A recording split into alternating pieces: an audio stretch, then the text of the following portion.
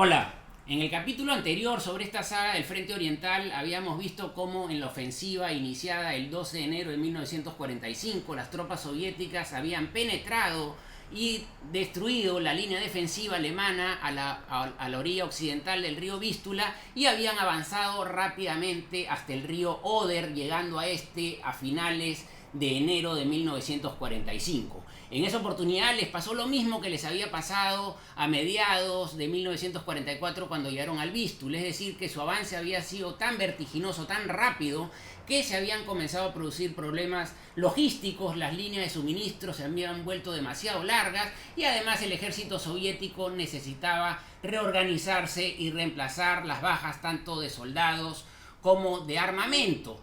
Los soviéticos, sin embargo, antes de detener su avance, habían logrado algunas cabezas de puente en la orilla occidental del río Oder, aunque muy pocas, dado que los alemanes lanzaban feroces contraataques para evitar que los soviéticos pudiesen lograr cabezas de puente. Lograron algunas, las cuales nunca tenían una profundidad de más de 4 kilómetros, a efectos de ser protegidas por su artillería.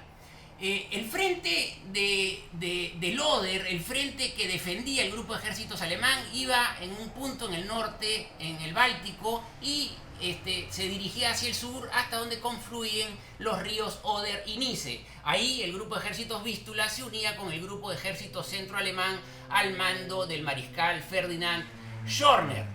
El 20 de marzo de 1945, Guderian, en una pequeña victoria estratégica, logró que Heinrich Himmler sea relevado del mando del grupo de ejércitos Vístula y fuese reemplazado por el coronel general Gotthard Heinrici, quien venía de haber estado dirigiendo al primer ejército panzer alemán y al primer ejército húngaro en la defensa muy encarnizada del norte de Hungría. Finalmente había tenido que replegarse a Checoslovaquia, pero dada la tenaz defensa que realizó, fue condecorado con las espadas para las hojas de roble de su cruz de caballero, la segunda condecoración más alta que se otorgaba durante esta guerra por el lado alemán. Gotthard Heinrici era un general que había pasado casi desapercibido en la guerra, no tenía la fama de otros líderes alemanes importantes como Guderian, Rommel, Rundstedt, von Klage, que habían participado en las grandes conquistas, en las grandes operaciones de Blitzkrieg. La guerra para Heinrici había sido más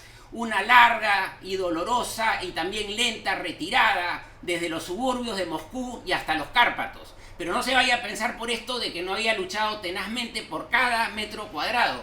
Heinrici era famoso por resistir en posiciones prácticamente imposibles, a veces sin inferioridad de condiciones de 12-1, y cuando se retiraba, porque ya era inevitable, era uno de los mejores estrategas para las retiradas eficaces. De hecho, sus resistencias a ultranzas y sus retiradas siempre eran de las que contaban con menos bajas comparativamente con el resto de mandos del ejército alemán. Su Estado Mayor tenía un comentario en base al cual decían que Gotthard Heinrici solamente se retiraba cuando el aire se convertía en plomo, y aún así lo pensaba bastante. Gotthard Heinrici resistió la contraofensiva de Zhukov en diciembre de 1941, cuando el avance alemán se detuvo en los suburbios de Moscú, y en enero de 1942 fue nombrado como comandante del cuarto ejército justo enfrente de Moscú. Es decir, era el encargado de defender el eje de todo el frente alemán, una posición decisiva para que los planes de Hitler de mantener el frente que se había logrado en la Operación Barbarossa se mantuviese en aquel año de 1942 hasta que llegase la primavera y los alemanes pudiesen reanudar la ofensiva. Gotthard Heinrici para este entonces tenía 58 años y 40 años de servicio militar. Cuando se reúne con Guderian, él formalmente tomaría el mando del grupo de ejércitos Vístula el 20 de marzo de 1945. Cuando se reúne con Heinz Guderian, se entera de que para defender Berlín en la línea del Oder solo contaba con 2 ejércitos. El tercer ejército Panzer de Hasso von Manteuffel, que probablemente a esas alturas era uno de los mejores estrategas de blindados que contaba con Alemania, con la salvedad de que el tercer ejército de Panzer solo tenía el nombre porque prácticamente ya no le quedaban tanques, y el otro ejército era el noveno ejército al mando de Theodor von Busse. Él sabía que iba a estar en inferioridad de condiciones, pero lo realmente importante para él era el calibre de sus tropas. Por la experiencia que él tenía, viendo los nombres de las divisiones y de las unidades, él podría saber qué capacidad combativa tenía cada una. Cuando Guderian le enseñó cómo estaban desplegadas las tropas y no reconoció mucho los nombres de las divisiones, sabía que iba a estar en una situación sumamente complicada, no solamente por la inferioridad numérica, sino por la calidad de las tropas. La situación más apremiante en el frente en esos momentos de finales de enero de 1945 era la situación en Kustrin. Kustrin, una de las cabezas de puente que los alemanes mantenían en la orilla oriental del río Oder, estaba prácticamente rodeada, pues los soviéticos habían conseguido dos cabezas de puente, una al oeste y otra al este de Kustrin, y los defensores de Kustrin se enlazaban con el 9º ejército de Busse solamente gracias a un corredor que se mantenía abierto, gracias a la 25ª división Panzer alemana que combatía día y noche para mantener la conexión con los defensores de Kustrin.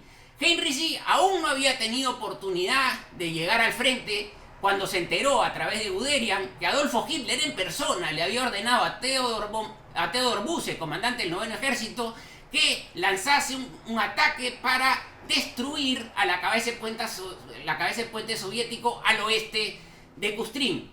Heinrici, cuando vio los planes, se dio cuenta en forma inmediata que la realización era prácticamente imposible, y así se lo manifestó a Guderian, quien no refutó lo que decía Heinrici. Guderian invitó a Heinrici a la reunión que había con el alto mando alemán y con Adolfo Hitler, pero Heinrici se rehusó diciendo: si el grupo de ejércitos que debe comandar tiene que lanzar este insensato ataque, lo mejor que puedo hacer es ir inmediatamente al frente a tratar de dirigirlo lo mejor posible. Sin embargo, no llegaría al frente cuando se da el desenlace en Kustrin. Estaba en una incómoda reunión con Heinrich Himmler en la transición de mando cuando se enteró que el contraataque de Busse no solamente había fracasado porque los soviéticos se habían anticipado a la maniobra alemana, sino que los soviéticos habían cerrado las pinzas entre las cabezas de puente al oeste y al este de Kustrin, y los defensores de Kustrin habían quedado aislados, además con la 20ª división Panzer,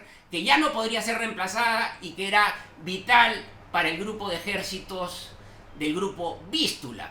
Ahora, a pesar de esta situación que parecía bastante prometedora para los soviéticos, puesto que Kustrin les iba a permitir un trampolín directo para asaltar Berlín, la capital del Reich, había mandos soviéticos que estaban muy impacientes por el desarrollo de las operaciones. Ejemplo de esto, por ejemplo, tenemos a Chukov, comandante del 8º Ejército de la Guardia, el héroe de la defensa de Stalingrado. También tenemos a Katakov, el comandante del 1er Ejército de Tanques. Ellos responsabilizaban a los aliados occidentales que habían pedido a la Unión Soviética acelerar la ofensiva sobre Polonia a finales del 44 para de alguna manera descargar un poco la presión que sentían los aliados occidentales por la ofensiva alemana en las Ardenas, y ellos consideraban que esto había de alguna manera desorganizado los planes soviéticos. Ellos consideraban que el asalto a Berlín debió haberse realizado en febrero del 45, y como estaban las cosas, estaban preocupados de que esta no se pudiese realizar hasta mayo. Finalmente sucedería, como vamos a ver más adelante, en abril, pero les preocupaba que los alemanes tengan estos 2 meses y medio prácticamente de respiro que les permitiría organizar lo mejor posible sus defensas. Además, aunque no era del todo correcto, la inteligencia soviética tenía números que alarmaban de alguna manera a los mandos soviéticos. Se hablaba de que los alemanes contaban con 1 millón de soldados para defender Berlín y con 3 millones de civiles que, llegado el momento, podrían apoyar, cosa que finalmente sucedería con los niños de las juventudes hitlerianas y con las personas mayores de la Volkssturm. Entonces, esta era la situación, y los soviéticos creían que con cada día que pasaba los alemanes podían fortalecerse. Por el lado de la inteligencia alemana, la información tampoco era muy exacta. Ellos consideraban que los ejércitos de Zhukov, Rokossovsky y Konev sumados llegaban a un total de 3 millones de hombres. Esta información, como vamos a ver, tampoco era del todo exacta. Lo que resultaba crucial antes de que se desencadene la ofensiva central sobre el Oder para los alemanes era lograr que los soviéticos no lograran construir los puentes a través de los cuales iban a cruzar el río. Y para esto los alemanes tenían muchos problemas. Primero Heinrici mandó hombres rana para tratar de colocar minas, pero luego los soviéticos pusieron redes que imposibilitaron esta acción. La Luftwaffe prácticamente no tenía combustible y pocas veces podía ayudar, con lo cual Heinrici, para retrasar por lo menos la construcción de los puentes solo contaba con la artillería, pero no solamente no tenía suficientes cañones, sino que tenía que racionar la munición, guardando la mayor cantidad de munición, que era escasa, para el momento en que los soviéticos desataran la ofensiva principal. Heinrici realmente estaba escaso de todo, estaba escaso de tropas, estaba escaso de tanques, de cañones, de combustible, de municiones. Realmente era una situación apremiante la de Gotthard Heinrici. El 23 de marzo de 1945 los alemanes lanzaron 2 feroces contraataques para tratar de romper el cerco y volver a comunicarse con la cabeza de puente de Kustrin. Ambos fracasaron y en ese momento Heinrici informó a Guderian y al alto mando que no tenía los medios para volver a intentarlo por tercera vez y que lo único que quedaba era que los defensores de Kustrin reunieran todas las fuerzas posibles y atacaran hacia el oeste para romper el cerco y que la mayor cantidad de tropas posible se unan al noveno ejército de Theodor Busse. Guderian y Hitler, sin embargo, insistieron y le ordenaron a Heinrici lanzar el tercer contraataque. Luego este tercer contraataque, que se realizó el 27 de marzo, implicó que algunos panzers lograron llegar a Kustrin luego de feroces combates, pero solamente para llegar y ser absolutamente barridos por la artillería soviética. Heinrici no podía creerlo, había perdido 8.000 soldados y probablemente algunas de sus mejores divisiones blindadas. Acá quiero comentar un detalle que me parece interesante, y es que Stalin de alguna manera buscó engañar a los aliados occidentales, haciéndoles creer que su principal ofensiva se iba a dirigir hacia la zona de Dresde-Leipzig y que Berlín realmente no tenía mayor valor militar para él y que iba a lanzar hacia ahí una ofensiva secundaria, cuando en realidad lo que él estaba haciendo era azuzar a sus 2 principales mariscales, Zhukov y Konev, en una carrera para ver quién llegaba antes a Berlín. De hecho, Zhukov tenía 768.000 hombres, pensaba crear una barrera artillera con 250 cañones por kilómetro cuadrado, iba a tener más de 20.000 cañones a su disposición, iba a lanzar el ataque hacia Berlín desde la cabeza de puente que tenía al oeste de Kustrin, y además de los 20.000 cañones iba a utilizar 140 reflectores antiaéreos. Él pensaba que los alemanes, con las luces de los reflectores más el intenso bombardeo, iban a estar muy desmoralizados como para resistir su ofensiva. El plan de Konev, sin embargo, también era monumental. Konev estaba más lejos que Zhukov. Zhukov estaba a 60 kilómetros de Berlín, Konev estaba a 120, más hacia el sur, pero en una forma muy hábil él había colocado sus tropas móviles al noreste, de tal manera que apenas lograra una ruptura en el frente alemán, sus tanques pudiesen dirigirse a Berlín, y si Zhukov no lograba romper el frente alemán en las alturas de Silo, él confiaba quizás podía ganarle a Zhukov en la carrera para llegar antes a Berlín. Rokossovski, por su parte, con 314.000 soldados, atacaba por el norte de Alemania buscando romper la línea del grupo ejércitos Vístula que defendía el tercer ejército Panzer para hacer contacto con los ingleses que venían atacando desde Occidente. Si hacemos una comparación global, vamos a ver que los informes de inteligencia de ambos bandos estaban equivocados. En realidad los soviéticos contaban, entre los 3 ejércitos, con 1.600.000 hombres, más de 9.000 tanques y más de 51.000 piezas de artillería, además de un apoyo aéreo ilimitado. Los alemanes, en cambio, solamente contaban con 482.000 soldados, menos de 500 tanques y solamente 7.000 cañones, más 7 baterías flak antiaéreas que habían sido convertidas para ser utilizadas como armas antitanque. El 5 de abril de 1945, Hitler y Ferdinand Schörner cometen uno de los peores errores de la guerra para Alemania. Trasladan 10 divisiones Panzer al grupo ejército de Ferdinand Schörner para defender Praga. Llegaron a la conclusión absolutamente errada de que el principal ataque soviético sería contra Praga y que Berlín, increíblemente, no era un objetivo de mayor relevancia. El 6 de abril de 1945, Heinrici por primera vez visita a Hitler en el búnker con su alto mando y hace algunas peticiones, todas las cuales fueron denegadas. Pidió replegar a la guarnición alemana que defendía Frankfurt del Oder para evitar un desastre como el de Kustrin. Hitler insistió con este concepto medieval de las ciudades fortaleza.